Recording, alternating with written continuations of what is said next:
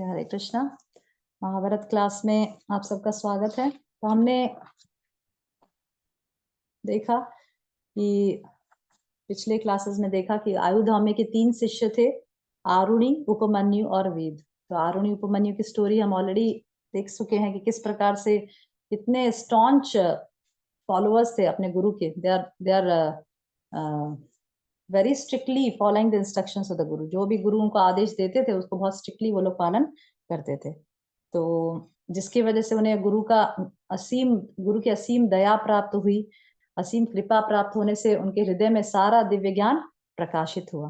Okay, तो अभी हम आज वेद, जो उनका जो तीसरा शिष्य था जिसका नाम था वेद, तो आयुधाम्य ने अपने तीसरे शिष्य को कहा, क्या कहा? तुम कुछ दिनों तक मेरे घर रहो और सेवा शुश्रूषा करो तो तुम्हारा कल्याण होगा।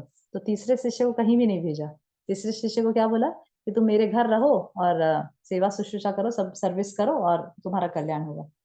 तो उसने बहुत दिनों तक वहां रहकर गुरु सेवा की। आचार्य प्रतिदिन उस पर बैल की तरह सीधा टेस्ट, ऐसा नहीं कि बहुत इजी था, अरे घर में तो रहना, नो।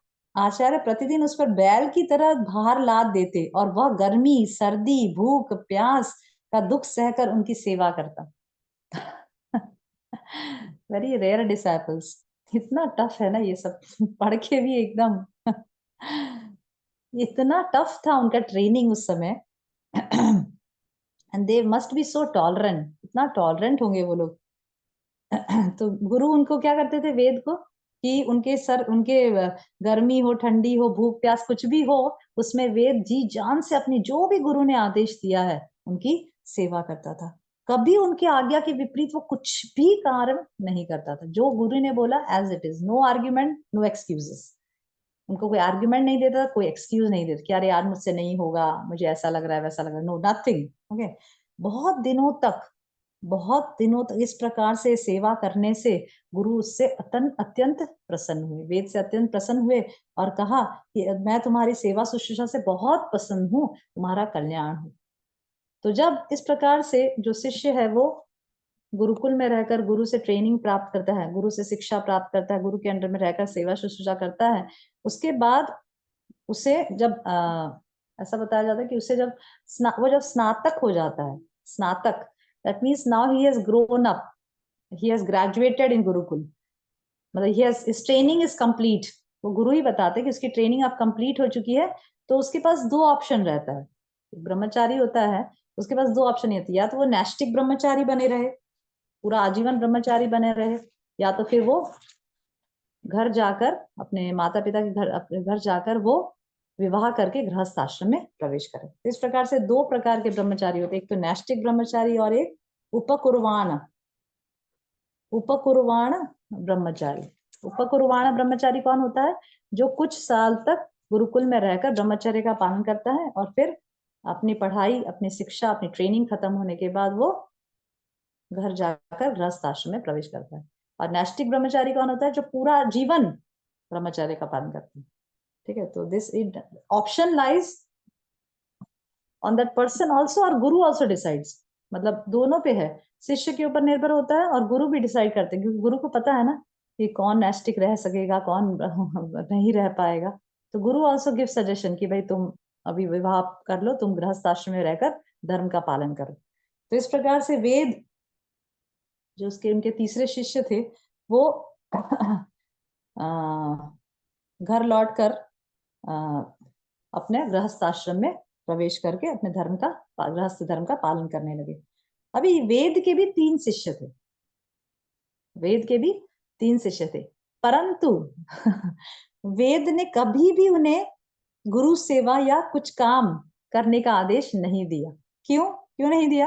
क्योंकि वे गुरु ग्रह के दुखों को जानते थे और शिष्यों को दुख देना नहीं चाहते थे।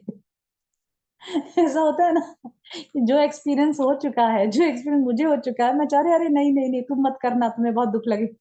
तो क्योंकि वेद को ऑलरेडी एक्सपीरियंस हो गया था कि भाई बहुत कष्ट होता है, इसीलिए जो वेद के जो 3 शिष्य थे उनको उन्होंने कभी भी अपनी गुरु सेवा में नहीं लगाया, कभी उनके घर के कार्य में कुछ भी काम नहीं दिया, क्योंकि उन्हें पता था कि कितना कष्ट होता है। ठीक है, पर एक बार राजा जन्मेजय और पौष्य ने आचार्य वेद को पुरोहित के रूप में वर्ण किया। ठीक है, राजा जन्मेजय ने वेद को पुरोहित के रूप में वर्ण किया, मतलब पुरोहित के रूप में तुम आ जाओ थोड़े दिन के लिए, ऐसे वेद को उसको बुलाया, वेद को बुलाया, क्योंकि दे आर वेरी नॉलेजेबल ना, वो सब बहुत शास्त्रों के ज्ञाता थे, पंडित थे, तो उनको बुलाया। तो जब वेद जाने लगे, अभी वेद को कुछ समय बाहर रहना पड़ेगा ना, घर से बाहर रहकर उनके राजमहल में रहना पड़ेगा। तो वेद ने अपने एक शिष्य, 3 शिष्यों में से एक शिष्य का नाम था उत्तंग, तो उसे कहा कि देखो उत्तंग, वो बहुत होनहार शिष्य था, बहुत रिलायबल था, तो उसको उत्तंग से कहा कि देखो उत्तंग, मैं कुछ समय के लिए बाहर जा रहा हूँ, तो जो गुरु पत्नी, मतलब जो तुम्हारी जो गुरु पत्नी है, जो मेरी उनकी वाइफ है, तो उन्हें कोई भी आवश्यकता पड़े तो तुम ध्यान रखना। गेटिंग? इस प्रकार से आदेश देकर वेद चले गए कि मैं बाहर जा रहा हूं, कि अगर कोई गुरु पत्नी को कोई भी आवश्यकता हो तो तुम देख लेना, उनका ध्यान रखना, और जितना भी घर में जरूरत है उसको तुम पूरा करना। तो उत्तंग ने बोला ठीक है, जैसी आपकी आज्ञा मैं वैसा ही करूंगा। ऐसा तो उत्तंग बहुत जी जान से वेद अपने गुरु के एब्सेंस में, जो भी गुरु पत्नी जो भी आज्ञा देती, ये लाओ, ऐसा करो, आज लकड़ी लेकर आओ, आज ये कम है, ये लाओ, ऐसा करो, वैसा करो, जो भी आज्ञा देती उसे एकदम अच्छे से पालन करते, क्योंकि गुरु की वही आज्ञा है। ठीक है, तो एक बार उनकी जो पत्नी, गुरु पत्नी थी, वो रजस्वला हुई, शी गॉट इन पीरियड्स। तो धर्म के अनुसार जब पत्नी रजस्वला होती है, और तो रजस्वला होने के पश्चात जब वो ऋतु स्नान करती है, ठीक है, that is the period when she has now get pure, और उसको ऋतु स्नान कहते हैं, जब द पीरियड इज ओवर और शी टेक अ बाथ। ठीक है, तो जब वो ऋतु स्नान करती है, तब जो पीरियड होता है, वो ऋतु स्नान का जो पीरियड होता है, that is considered to be the best period for conception. संतान उत्पत्ति के लिए वो सबसे इंपॉर्टेंट समय माना गया, सबसे बेस्ट समय माना गया। इसीलिए बताया जाता है कि जो गृहस्थ होते हैं, वो महीने में एक बार हस्बैंड वाइफ रिलेशनशिप रख सकते हैं। क्यों? क्योंकि महीने में एक बार ही पीरियड्स आता है ना, महीने में एक बार ही पीरियड्स आता है ना, तो that is considered to be the best period, कि जब जब स्त्री जो होती है वो रजस्वला होती है, रजस्वला के बाद 4 या 5 डेज के बाद जब वो ऋतु स्नान करती है, that is considered to be the best period for uniting. ठीक है, तो इस प्रकार से जो उनकी गुरु पत्नी थी, वो रजस्वला हुई, ऋतु स्नान किया। तो धर्म के अनुसार पहले के जमाने, अब तो everybody is seeing now the union of husband and wife, या union of male and female as a sense gratification object। कोई भी हम कभी भी इस प्रकार से बात करते हैं, तो हमारे दिमाग में हमारे जो ट्यूनिंग इस प्रकार से किया गया है कि ये तो इंद्र तृप्ति का कार्य है। जबकि भगवान क्या बोल रहे हैं कि धर्म अविरुद्ध कामो अस्मि, जो धर्म के अविरुद्ध है, जो धर्म के विरुद्ध नहीं, जो काम है वो मैं हूं। ओके, तो ऐसा नहीं है कि जो स्त्री पुरुष यूनाइट होते हैं वो सब धर्म के विरुद्ध है, ये सब अधर्म है, नहीं। जो संतान उत्पत्ति के लिए जो किया जाता है वो धर्म के विरुद्ध नहीं होता है, that is for dharma, that is to produce a children. ठीक है, तो जनरली जब स्त्रियां ऋतु स्नान करती थी, तो उन्हें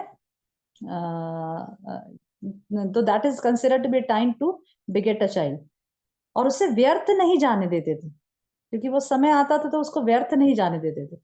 तो अभी क्या हुआ कि जो वेद की जो पत्नी है, जो उत्तम की गुरु पत्नी है, तो वो ऋतु स्नान कर रही है। ठीक है, तो जो गुरु पत्नी की जो दूसरी सखियां हैं, जो दूसरे जो लेडीज हैं, वो उत्तम के पास आते हैं, क्योंकि गुरु गुरु ने क्या बोला है, गुरु ने क्या बोल के गए गुरु, कि जो भी कम हो, जो भी जरूरत हो, वो तुम्हें पूरा करना। समझ रहे हैं? तो वही बोल के गए थे ना, कि जो भी घर में जरूरत हो, जो भी आवश्यकता हो, उसे पूरा करना। तो सभी लेडीज उत्तम के पास आते हैं और कहते हैं, तुम्हारी गुरु पत्नी रजस्वला हुई है और उपाध्याय परदेश गए हैं, उनका यह ऋतुकाल जिस प्रकार निष्फल ना हो वैसा करो, इसके लिए गुरु पत्नी बड़ी चिंता में पड़ी है। मतलब कि क्या करना चाहिए, अभी ऋतुकाल आ गया है। ठीक है, तो बहुत ही सुंदर जवाब उत्तम कहते हैं। मतलब he is such a good disciple, कि ऐसा नहीं कि हाँ हाँ सही बोला आपने, ऐसा होना चाहिए, नहीं, he gives a very nice answer. मतलब डिसाइपल में कितना इंटेलिजेंट होना चाहिए, इससे पता चलता है। वो बोलते हैं, यह सुनकर उत्तंक ने उत्तर दिया, क्या उत्तर दिया? मैं स्त्रियों के कहने से यह न करने योग्य निंद्य कर्म नहीं कर सकता। गुरुजी ने मुझे ऐसी आज्ञा नहीं दी है कि तुम न करने योग्य कार्य भी कर डालना। मतलब गुरुजी ने मुझे आज्ञा दी कि जितनी आवश्यकता हो, जो कार्य करने योग्य हो वो तुम करना, और सारा काम और सारा ध्यान रखना। पर गुरुजी ने ऐसी आज्ञा नहीं दी कि जो न करने योग्य है, जो तुम्हारे लिए करने योग्य नहीं है, वो निंदनीय कार्य भी तुम करना। इसीलिए मैं ये कार्य नहीं करूंगा। क्यों? क्योंकि गुरु पत्नी मेरी माता के समान है। गुरु पत्नी कौन होती है? माता के समान होती है ना। तो इस प्रकार का विचार एक शिष्य कैसे रख सकता है? शिष्य के लिए गुरु पत्नी कौन है? माता है। ओके, तो इसीलिए उत्तंग ने जवाब दिया कि नहीं, मेरे गुरुजी ने क्या कहा है कि जो यथा योग्य कार्य है वो तुम करना। ये तो योग्य कार्य नहीं है, भले ही इसकी आवश्यकता है घर में, पर ये योग्य नहीं है, इसीलिए मैं ये कार्य नहीं करूंगा। Okay, okay, done. थोड़े समय बाद वेद लौटते हैं।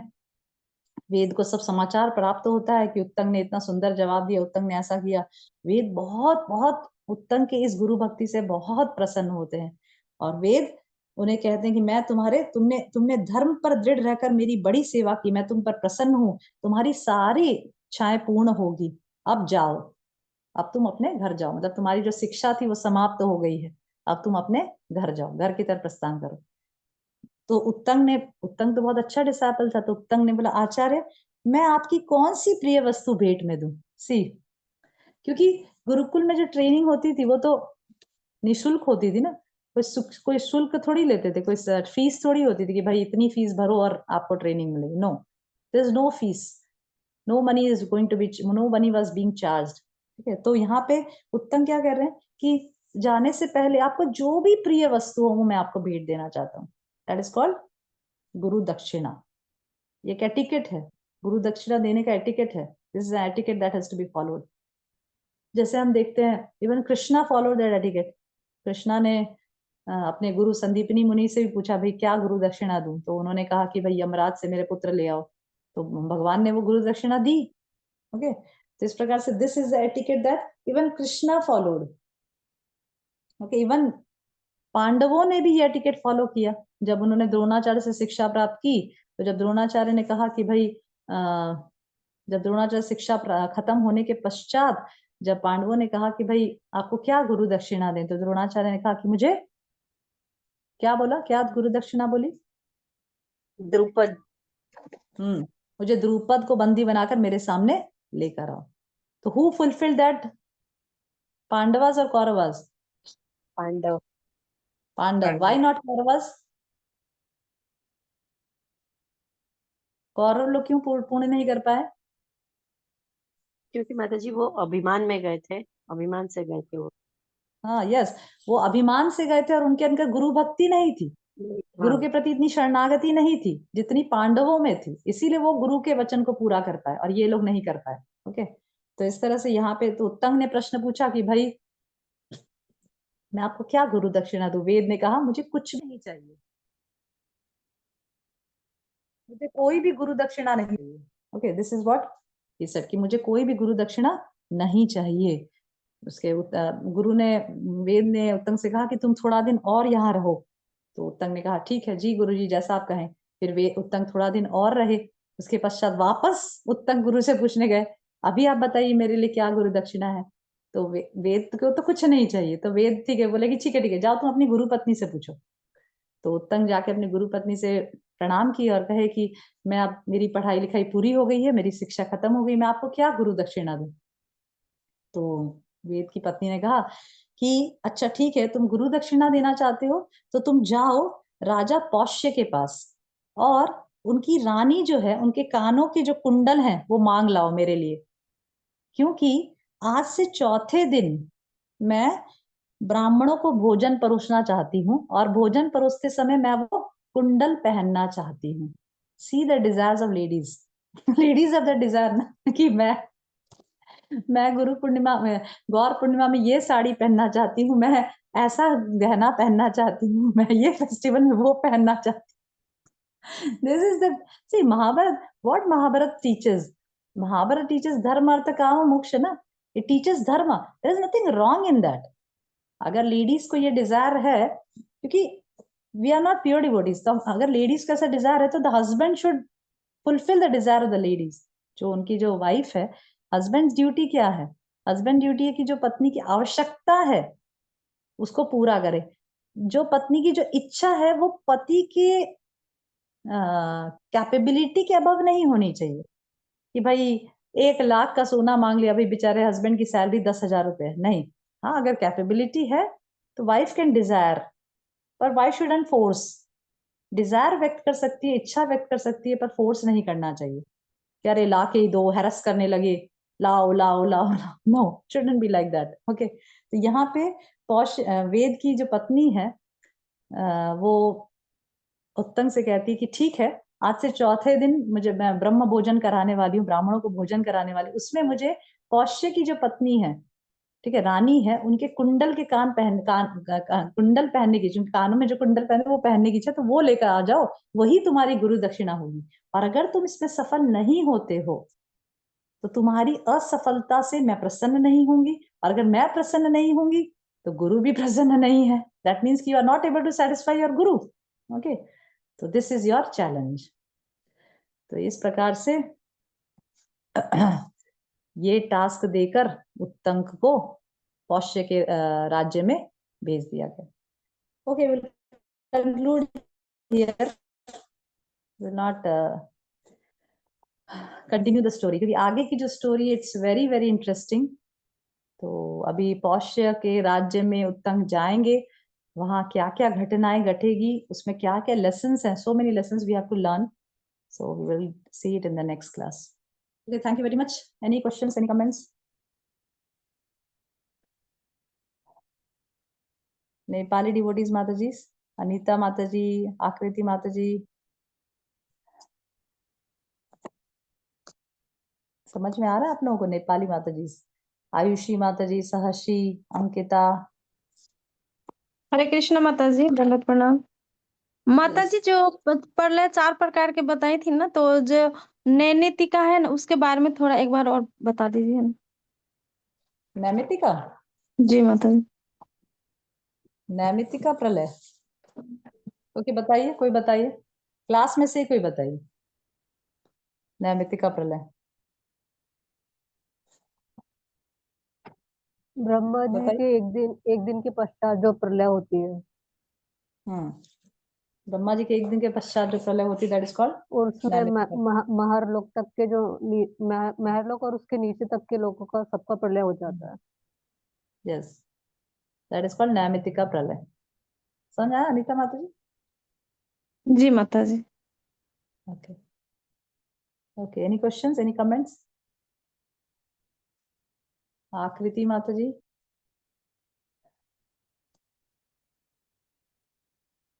Okay. Thank you very much. Hare Krishna. We'll meet on Friday. Hare Krishna. Pranam.